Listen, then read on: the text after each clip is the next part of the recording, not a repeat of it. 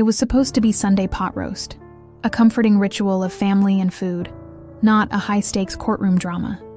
But the very second my husband, Mark, waved his hand with that familiar dismissive flick and told our 23-year-old daughter, Lila, to go find a boyfriend so you'll stop being so dramatic, the oxygen just vanished from the room. You know that feeling when the air itself seems to thin, when the world holds its breath? That was us. And in 30 blistering seconds, Lila delivered a verbal slap he never, ever saw coming.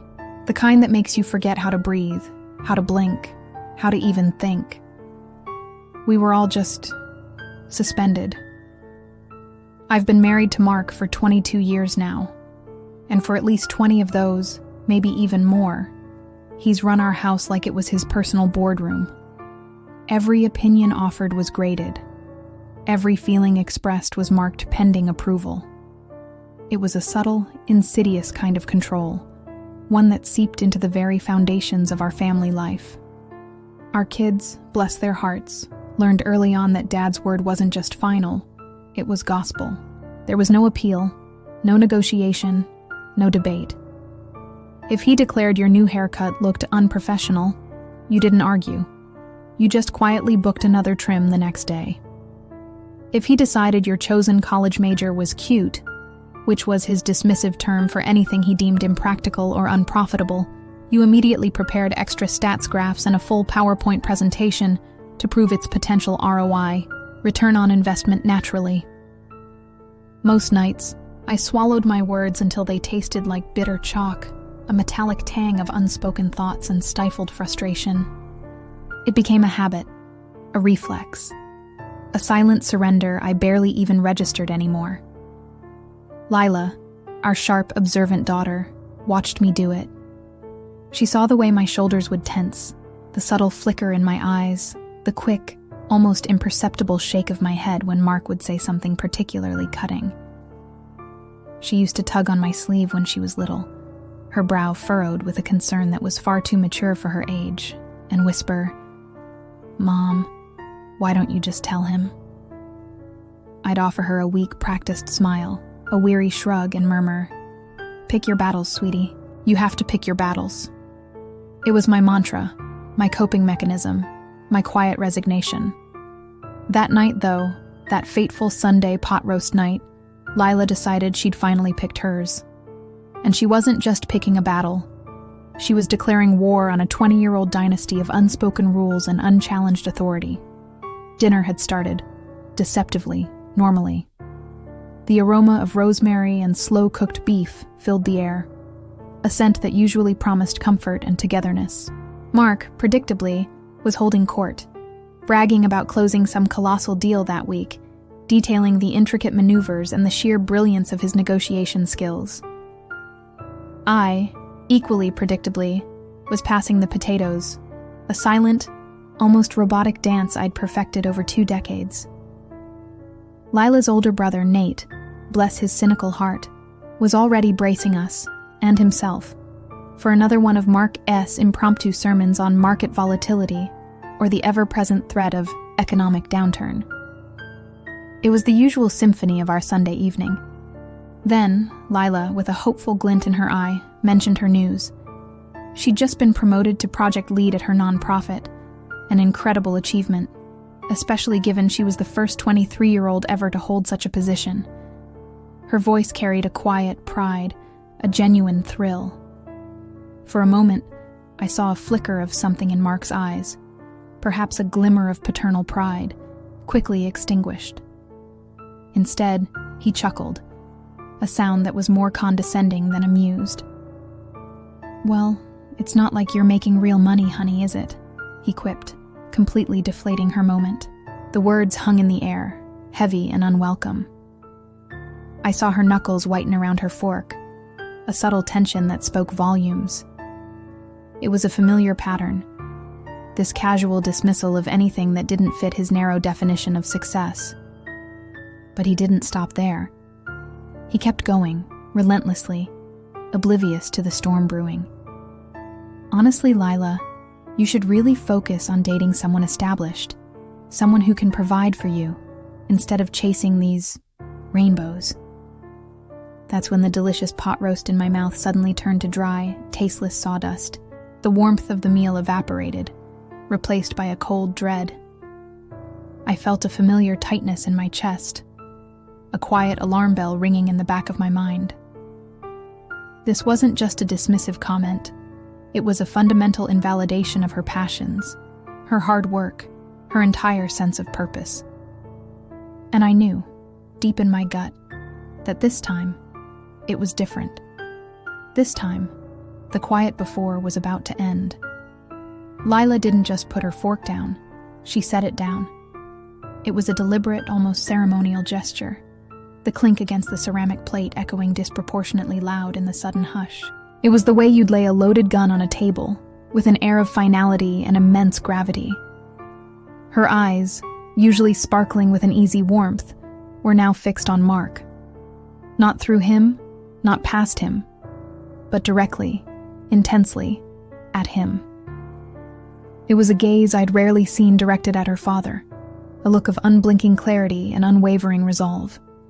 And then, her voice, steady and low, cut through the silence. "You're done." Mark, ever the master of the boardroom, raised an eyebrow, a practiced gesture of mild amusement, as if to say, "Oh, how quaint. My daughter's having a moment." He clearly hadn't registered the seismic shift that had just occurred. But I did. Oh, I did. I felt my pulse throbbing in my ears, a frantic drumbeat against the sudden quiet. Nate, Lila's older brother, who usually maintained a carefully neutral, almost bored demeanor during these family skirmishes, half smiled. It wasn't a smile of amusement, but one of anticipation, a knowing grin that sensed incoming fireworks, a spectacular detonation he'd been waiting for his entire life. My mother-in-law, Betty, a woman who lived for drama and Chardonnay, reached for her wine glass with a theatrical flourish, like she was cueing an organist in a soap opera, preparing for the crescendo. She loved a good show. I, on the other hand, wanted to dissolve, to melt into the floorboards, to become invisible, to escape the impending confrontation. Yet paradoxically, a part of me, a small defiant flicker deep inside, wanted to stand up and applaud, to cheer, to shout, "Finally." I did neither. Instead, a barely audible whisper escaped my lips, a plea born of habit and fear. "Lila, breathe." She didn't need reminding. She was breathing all right, breathing fire. Then, with a decisive push, she scraped her chair back from the table.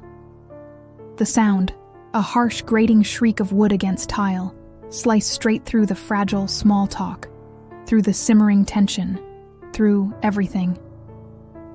It was a declaration, an opening salvo. "Dad," she began, and her voice, though still low, carried an undeniable force. "Listen closely, because I'm only going to gift wrap this truth for you once. Just this once." She paused, letting the weight of her words settle, letting them sink in. "You have mocked every single dream I've ever had since I was 8 years old. Every single one. When I coded my very first app at 12, remember that? The one that helped kids organize their homework? You called it a neat hobby. A hobby, Dad.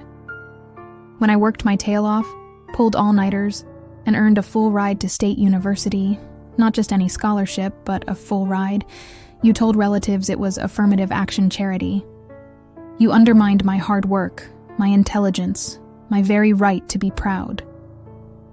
Her gaze never wavered, a laser beam of accumulated hurt and righteous anger. Last year, when I spent months researching, preparing, and then had the courage to testify to the city council about housing inequality, something I deeply believe in, something that actually helps real people, you rolled your eyes so hard at the dinner table that the waiter, a complete stranger, actually asked if you were having a stroke. You made a mockery of my passion, my commitment, my desire to make a difference in the world. She leaned forward slightly, her intensity palpable. "So, here's the headline, Dad, loud and clear. I am not your cautionary tale. I am not some failed experiment for you to point to and say, "See? That's what happens when you don't chase money." No, I am your mirror, and you hate what you see in it. You hate that I care about people, about communities, about making a tangible difference in lives, more than I care about balance sheets and profit margins. Why?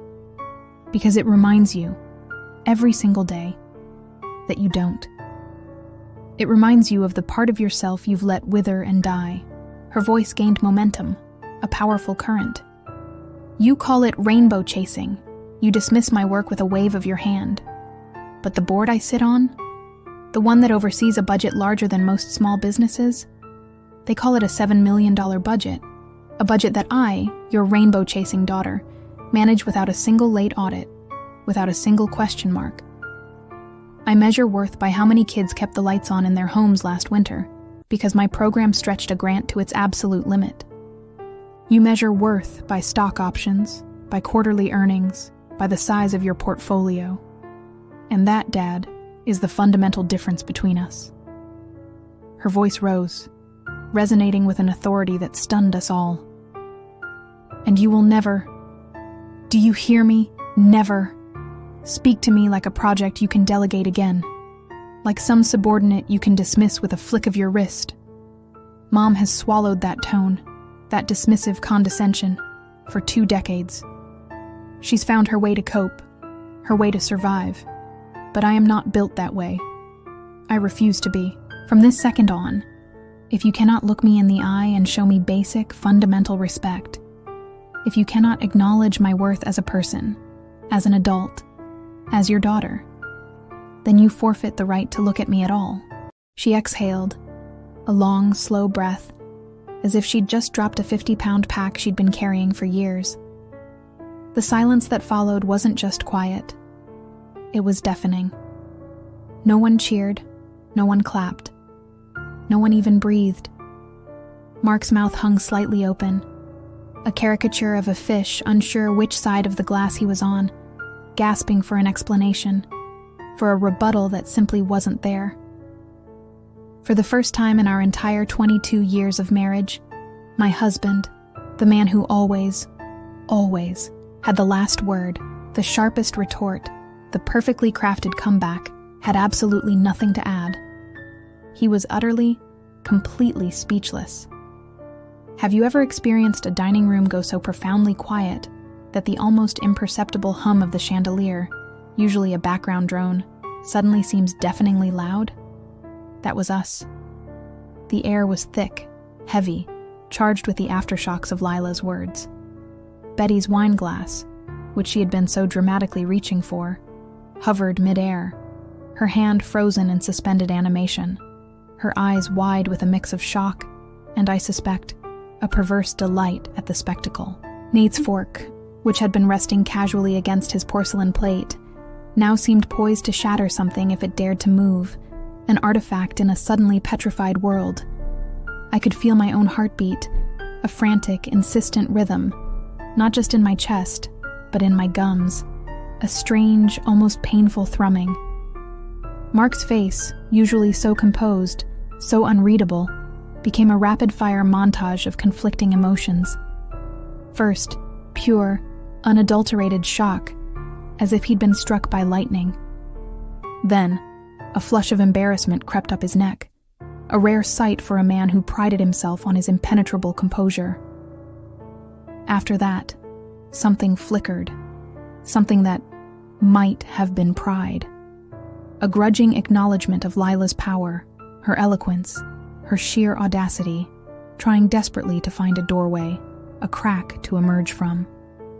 But it was quickly subsumed, replaced by a pure, terrifying blankness, a void where his usual bluster resided. He opened his mouth, a slight, almost imperceptible movement as if to speak, but no sound emerged. His jaw worked silently for a moment, then he closed it with a soft click. The king of words, rendered utterly mute.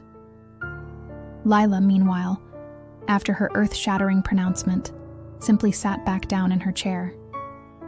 She reached for her napkin, a crisp white square, and with an almost exaggerated composure, blotted her lips.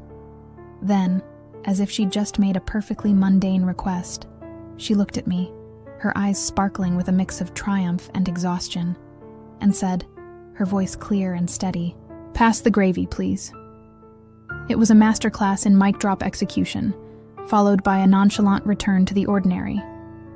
The audacity, the sheer coolness of it, was breathtaking. The silence, though broken by Lila's request, still lingered, a ghostly presence in the room. Mark's hands, usually so still and commanding, were now clasped and unclasped under the table. A nervous tick I recognized instantly. It was the same gesture he made during high-stakes negotiations, the tell that a client was walking out, that a deal was slipping through his fingers. He looked at me, a desperate, almost pleading glance, as if I'd hand him a script, a cheat sheet, a way to reclaim control of the narrative, to rewind time. But I didn't. I couldn't. And for once, I didn't want to. I simply met his gaze, offered a small, almost imperceptible shake of my head, and then, picking up the serving spoon, offered him the potatoes. "Potato?" I asked, my voice as neutral as I could make it. He shook his head slowly, still lost in the aftermath. Nate, ever the pragmatist, sensing the deep, awkward void that needed filling, stepped in. He turned to Lila, his voice a little louder than necessary, and asked her about her new grant compliance software. He leaned into the technical details, a safe, neutral topic. Lila, astonishingly, answered him as if absolutely nothing out of the ordinary had just occurred. Her voice was calm, articulate, professional, detailing the nuances of the software with genuine interest. It was a testament to her composure, her resilience. The rest of us, caught in the strange orbit of this suddenly normal conversation, felt like moths around the only working bulb in a dimly lit room. We clung to the normalcy, the mundane details of grant compliance, as if our very sanity depended on it. We watched Lila, watched Nate, watched the way they spoke, the way they interacted, trying to find our footing in a world that had just been irrevocably altered.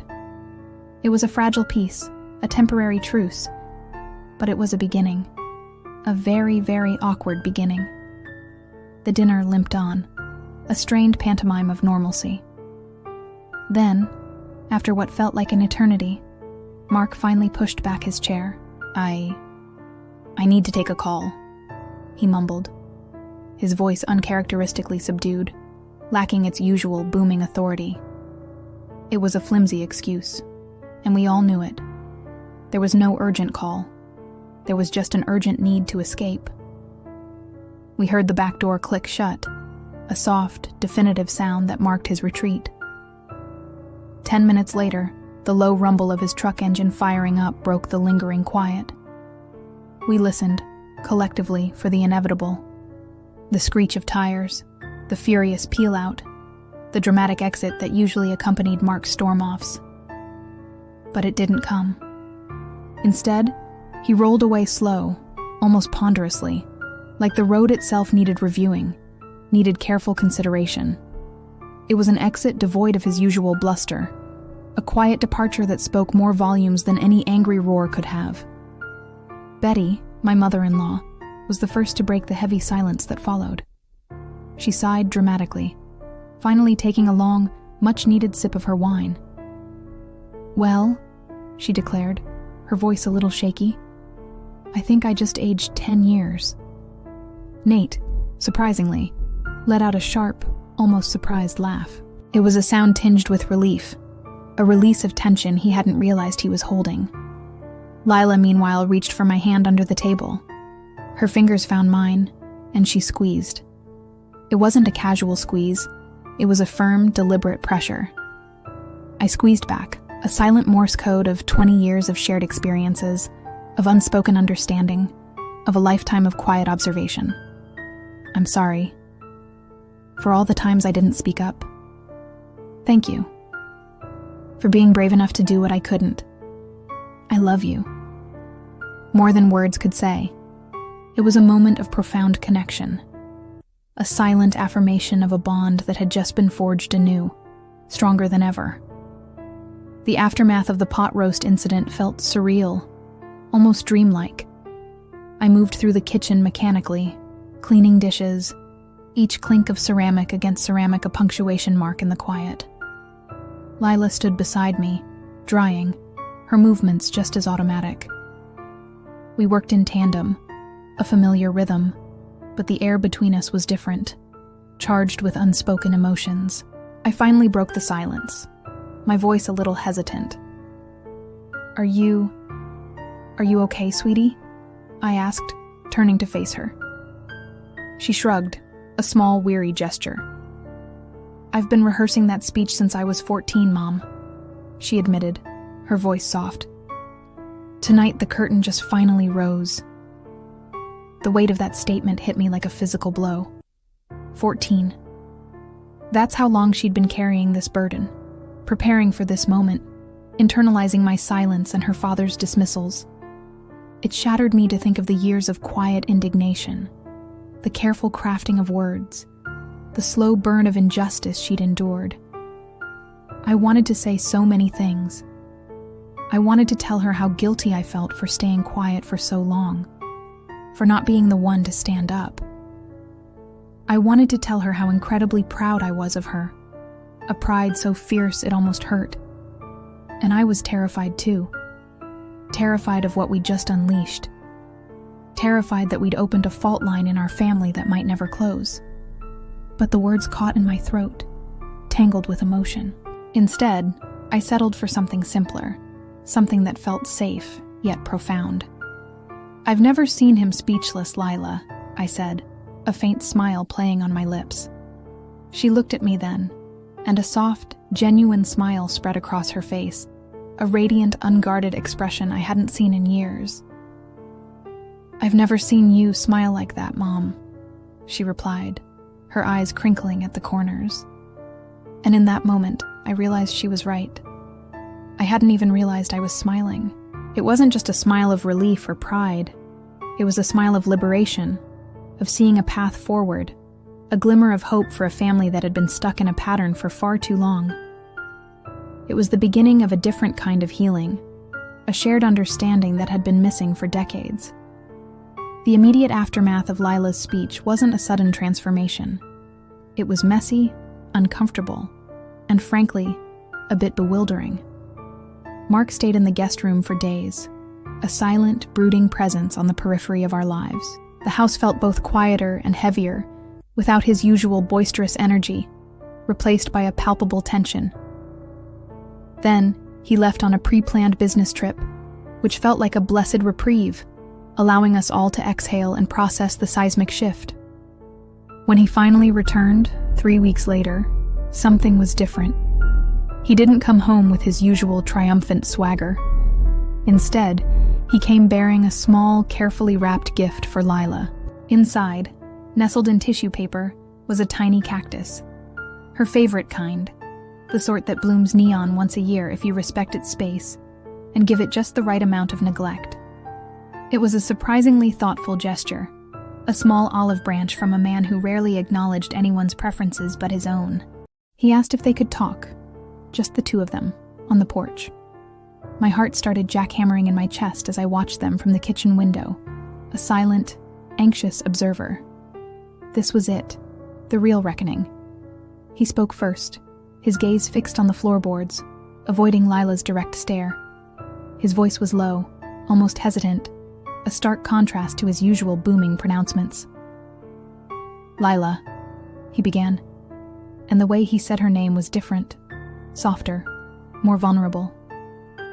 "I'm sorry, truly sorry, for belittling you, for dismissing your passions, for making you feel small." He paused, taking a deep breath. "You're formidable, kiddo. More formidable than me, probably." He wasn't asking for forgiveness. He was stating a fact, an admission of his own blindness. Lila didn't rush to comfort him, didn't immediately offer absolution. She just nodded, a quiet acknowledgement of his words, of the effort it must have taken for him to utter them. "Apology accepted," she finally said, her voice calm and firm. "We build from here or we don't. Your move." That sentence. Your move. I've replayed it 100 times in my head since that day. It wasn't an ultimatum. It was an invitation. An invitation to redefine their relationship, to rebuild on a foundation of mutual respect. And for me, watching from the window, it tasted like liberation. A profound, exhilarating sense of freedom that I hadn't realized I was craving for 2 decades. It wasn't just Lila's move. It was our move, as a family, towards something healthier, something more authentic. The immediate aftermath of Lila's speech and Mark's tentative apology wasn't a sudden, blissful transformation into a perfect family. Far from it. Family dinners, our traditional battleground, are definitely quieter now. But it's not the oppressive, choked silence of before. It's a different kind of quiet, a tuned-in quiet. A quiet born of listening, of actually paying attention, rather than just waiting for your turn to speak. Or, worse, waiting for the inevitable dismissal. Mark, to his credit, tries. He genuinely tries. He asks open-ended questions now, not rhetorical ones designed to lead to his predetermined answers. And here's the kicker. He actually waits for the answers. He allows for pauses, for reflection, for genuine conversation to unfold. He still forgets sometimes, of course. Old reflexes, deeply ingrained habits, die hard. He'll occasionally catch himself mid-sentence, a familiar dismissive remark forming on his lips. But now, when he slips, a single raised eyebrow from any of us, a subtle glance from Lila, a pointed stare from Nate, even a gentle nod from me, is usually enough to reset the table. It's a silent, collective agreement, a new boundary we all uphold. Lila and I, we started a new tradition, a monthly lunch, just the two of us. It's become a sacred ritual, a time for us to connect, to talk, to share. The first time we went, she insisted on paying. She slid her credit card across the table with a triumphant wink.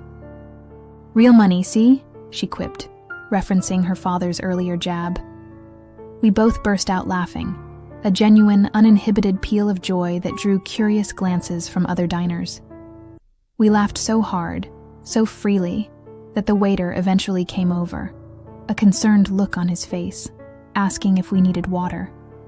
It was a small moment, but it felt enormous, a victory lap for 2 women who had found their voices. Nate, ever the astute observer, summed up the new family dynamic perfectly. He said the vibe feels post-war, but in a good way, like we all survived something. And now we've collectively decided that reconstruction beats resentment. It's a work in progress, a rebuilding effort, but there's a shared commitment to it. Even Betty, my mother-in-law, has found her own quirky way to adapt. She now brings her knitting to family conversations. She claims the rhythmic click of her needles keeps her hands busy, and more importantly, keeps her from talking over people. She actually listens now, or at least she knits while others speak. Progress, I've learned, often wears the most unexpected, and sometimes the most quirky clothes. It's not always grand pronouncements. Sometimes it's just the quiet click of knitting needles. In the quiet hours of many nights, long after everyone else was asleep, I found myself wrestling with a persistent, gnawing question. Why hadn't I been the one to call him out? Why had I let 2 decades of subtle dismissals, of thinly veiled criticisms, of emotional invalidation, simply pass? The guilt was a heavy blanket, suffocating me with what-ifs and should-haves. I felt a profound sense of regret, not just for myself, but for Lila, for Nate, for the silent example I had set. It was a conversation with a therapist friend that finally offered a sliver of understanding, a gentle hand reaching through the darkness. She said, "Trauma doesn't always scream, my dear. Sometimes it calculates odds and folds." That phrase, "calculates odds and folds," resonated deep within me. It wasn't cowardice, she explained. It was a survival mechanism, a deeply ingrained pattern of self-preservation, a complex calculation of the perceived cost of speaking up versus the perceived cost of staying silent. And in my calculation, for so long, silence had seemed like the safer, less disruptive option. That perspective, that gentle reframing, truly helped me begin to forgive myself. Now, I'm learning to speak up in smaller moments, in the quiet, everyday interactions, so that the pressure cooker never again reaches blast. It's a conscious effort, a daily practice of finding my voice, of asserting my boundaries, not just for myself, but for the healthier dynamic of our family. Mark, too, is on his own journey. He attends therapy, though he still, with a typical Mark-esque touch, refers to it as executive coaching for life. But at least he goes. He shows up. And he's trying. We've even started practicing reflective listening exercises together. Tools that, at first, felt like undergoing excruciating dental work. Awkward, uncomfortable, deeply unnatural. But slowly, painstakingly, they've started to feel less like a chore and more like oxygen, like breathing, like truly hearing and being heard, perhaps for the very first time in our long marriage. It's a slow, often frustrating process, but it's a process we're committed to, together. If you're out there listening to this and you find yourself as the quiet one at the dinner table, measuring silence like it's a precious currency, hoarding your words, know this. Speaking up doesn't always require a mic drop speech, a grand, dramatic pronouncement. Sometimes all it takes is one honest sentence, one quiet, clear articulation of your truth, one simple boundary set. That small ripple can create an ocean of change. Don't underestimate the power of your quiet voice. And if you're the parent, perhaps a little confused, maybe even hurt, by the distance your adult kids keep, consider this. Respect is not a birthright that can be demanded from your children. It's something that is built, brick by painstaking brick, through consistent actions, through genuine listening, through acknowledging their autonomy and their individual worth. It's earned, not inherited. Reflect on the foundation you've laid, and ask yourself if it's one built on genuine esteem or on unspoken expectations. And finally, if you're the kid, the adult child, who's been rehearsing that confrontation in your head for years, playing out every scenario, every possible rebuttal, every emotional beat, practice out loud. Seriously. Say the words. Because words, when spoken, gain muscles. They gain strength, conviction, and a reality that they can never achieve when confined to the echo chamber of your mind. You don't need anyone's permission to set your boundaries, to claim your space, to demand the respect you deserve. You only need your own. That's the most powerful permission slip you'll ever receive. If you've ever had to choose between keeping the peace and keeping your soul, between silent endurance and speaking your truth, then hit that subscribe button. Because stories like these, stories of family, of struggle, of unexpected courage, they hit different when we process them together, when we realize we're not alone in these complex, messy human experiences. There's more to this story, much more, so stick around. You know, I posted a draft of this story, just a raw, unedited version, on Reddit last week. And honestly, it blew up. I mean, truly exploded. My inbox was flooded, my notifications went wild. The comments ranged from the incredibly validating, like, "Your daughter is my hero. I wish I had her courage," to the more nuanced, even critical, "Give the man a break. Growth takes time. You can't expect miracles overnight." It was a fascinating cross-section of human experience and opinion.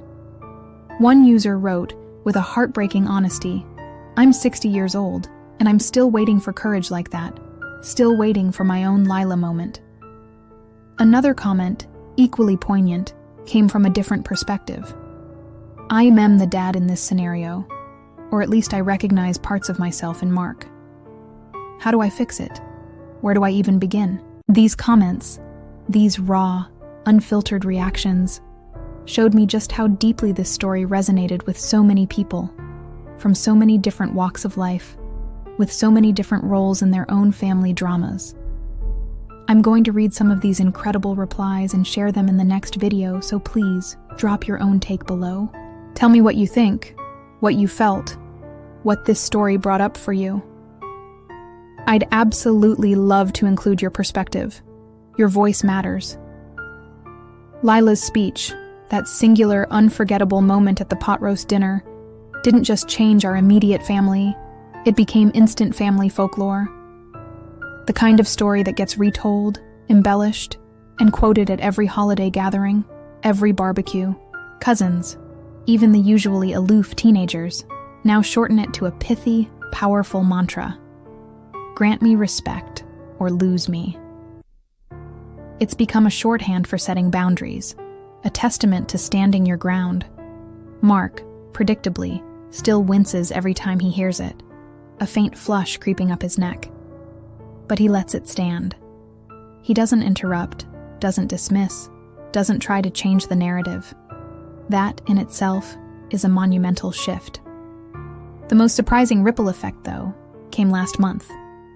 Mark, in a gesture that was both deeply meaningful and perfectly understated, donated anonymously, through Lila's nonprofit, mind you, to fund 10 transitional apartments for families experiencing homelessness. It was a substantial sum, a true act of generosity. He called Lila to tell her, and then in typical Mark fashion, he joked, "Just wanted the tax write-off, you know." But we both knew it was so much more than that. He asked her not to name a wing after him, not to put his name on anything. So Lila, with her characteristic wit and grace, decided to name the community garden attached to the apartments instead. She called it Plot Twist. And when he heard the name, saw the sign, I witnessed a smile on Mark S.'s face that was unlike any I'd seen in years. It wasn't his usual performative, confident grin. It was a genuine, mile-wide, unrestrained smile. The kind of pure joy I hadn't seen since our wedding photos, long before the boardroom took over his soul. It was a smile that spoke of quiet pride, of genuine connection, of a subtle, profound shift in his own understanding of what truly matters. It was a smile that promised, perhaps, a different kind of ending. Then, 2 days ago, something truly unexpected happened. Mark called a family meeting. Not a casual gathering, but a proper, sit-down, everyone-present family meeting. The kind that usually signals a major announcement, a crisis, or a new set of rules. My heart was in my throat. He sat at the head of the dining table, the very table where Lila had delivered her speech, and slowly, deliberately, slid a small velvet-covered box across the polished wood. Inside, nestled on a satin cushion, were 2 gleaming, simple bands. Vow renewal bands. For us. For me. My breath hitched. He looked at me, then at Lila, then at Nate, his eyes filled with a vulnerability I'd rarely seen. He didn't make a grand speech. Instead, he simply made a promise. A promise to speak less, to listen more, to truly hear. He admitted, with a quiet humility that stunned us all, that he'd spent years mistaking control for leadership, mistaking dominance for respect. It was an admission that cracked open something deep within him, and within all of us. Lila, usually so composed, burst into tears. And then, I did too. Tears of relief, of hope, of a profound, unexpected joy. Nate, ever the chronicler of our family's saga, pulled out his phone, his eyes shining, and began to film the moment. He whispered, his voice thick with emotion. "We're becoming a family again. Not a firm. A real family." It was a powerful, beautiful moment, a testament to the fact that even the most deeply entrenched patterns can be broken, that even the hardest hearts can soften, and that love with enough courage and vulnerability can truly find a way to rebuild. So, what have I learned from all of this? What wisdom can I distill from the chaos and the quiet triumphs of our family's journey? Sometimes the bravest person at the table isn't the loudest. or the one with the most authority. Sometimes it's the youngest, the one who has watched and learned, the one who has finally found their voice. Lila taught us that sometimes silence isn't a virtue, a quiet strength. Sometimes it's just a habit, a comfortable prison, a way of avoiding discomfort that ultimately starves the soul. And sometimes all it takes is one honest sentence, one moment of unvarnished truth to flip the axis of an entire household, to reorient everyone's perspective, to shake things up so profoundly that they can finally settle into a healthier, more authentic alignment. Lila taught us that courage isn't always loud and boisterous. Sometimes it's precise. It's surgical. It's knowing exactly where to strike, exactly what to say, and when. Mark, in his own difficult, halting way, taught us that humility, that capacity for self-reflection and change, can bloom even in the rockiest, most unyielding soil. But only if you stop pouring concrete over it, only if you allow for cracks, for growth, for the unexpected emergence of something new. Our story is far from over, but it's a story now filled with more hope, more honesty, and more genuine connection than I ever dared to imagine. So, I ask you, what do you think? Was Lila right to call him out in front of everyone? To expose those long-standing dynamics so publicly? Or should she have handled it privately, behind closed doors, preserving a fragile peace? Drop your verdict below. Share your thoughts, your experiences. And if you felt the tension, if you felt that familiar tightness in your own chest, smash that like button. And of course, subscribe for more real family stories, for more journeys through the messy, beautiful, complicated landscape of human relationships. Thanks for listening. And remember this, always, peace isn't just the absence of conflict. It's the active presence of justice, of respect, of genuine understanding. I'll see you in the comment section.